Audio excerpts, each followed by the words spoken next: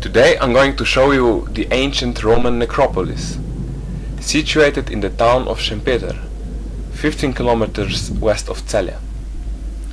At the beginning of the first millennium, the Romans built a state road through today's Szentpéter, which partly followed along the path of the old Amber route. It's exactly here that a road split off towards Carinthia, while nearby old country estates of the rich nobility of the Roman Celje stood. They put their tombs in proximity to the crossroads, where the most travelers could stop and admire them. Towards the end of the 3rd century AD, the Slovenia river destroyed the necropolis in a flood, and parts of the scattered monuments lay buried until the year 1952. That is when a statue of a sitting woman was discovered by accident, and what followed were archaeological excavations, then a reconstruction of the tombs, and the arrangement of the archaeological park. In 1964, the eastern part of the necropolis was discovered, the place where along the northern edge of a 9-meter wide Roman road a series of humble ash burials and family graves sites stretched. Altogether, 6 prehistoric as well as 100 Roman grave sites from the time of the 1st and 3rd century AD were discovered. Objects which were given to the deceased for the life beyond, glass and clay pots, oil lamps, parts of clothing and jewelry, coins, etc., reflect the everyday life of the common people living in a province of a mighty empire. The spectacular reliefs on the grave sites testify about the richness of the spiritual world of antiquity and the worldliness of the social elite through mythological scenes. This is the original foundation of the Spectatius tomb, which you will see later on.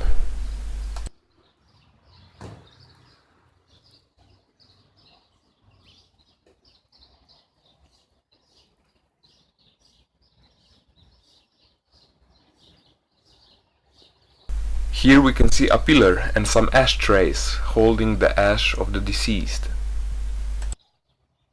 This is a tombstone of Statius Secundianus. At the bottom there is a relief which represents an old Celtic burial ritual. Some very nice depictions of griffins guarding the fruit, and it symbolically means that they guard the tombs and the deceased and ward off evil spirits.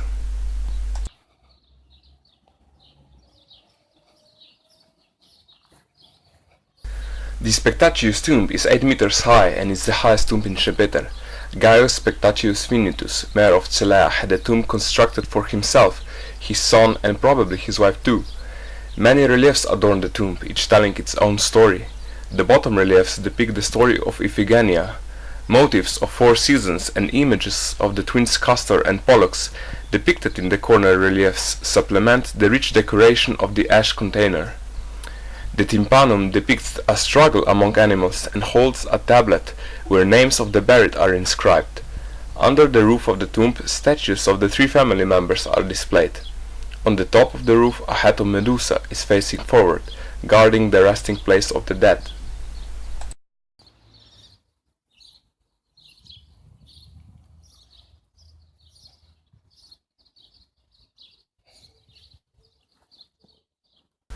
The Annius family tomb is reputed to be the most beautiful. Rich and elaborate reliefs adorn the tomb. The relief on the front side of the ash container depicts the bold transformed god Zeus that carries the princess Europa across the sea. Right to the ash container, a relief depicts Ganymede being carried away by Zeus, transformed into an eagle. On the left there are images of satyr and a nymph, symbolizing the afterlife. The relief portraits of the 3 family members can be seen on the top of the tomb. The father, wearing a tunic and toga, is holding a document in his hands. The mother is wearing a Celtic robe and a cape. The chapel-formed tomb of the Secundianus family is one of the youngest monuments in Szentpéter. Its form and modest decoration distinguish this tomb from other crypts.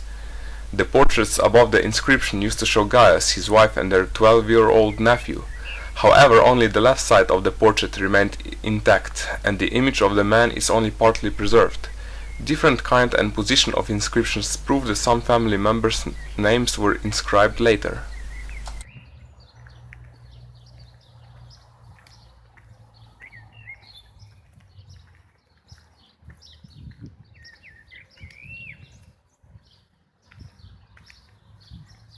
This is Windonius' family tomb. On a simple pedestal there is an ash container in which ashes of the deceased and some other items were placed. The relief on the tomb's front side depicts a scene where Hercules leads Alcestis back from the underworld. There is also a tablet with the letters DM, Disma Nimbus, which means to divine manes, souls of the dead. The upper part of the tomb narrows into an upright square stone with reliefs of a male and female servant.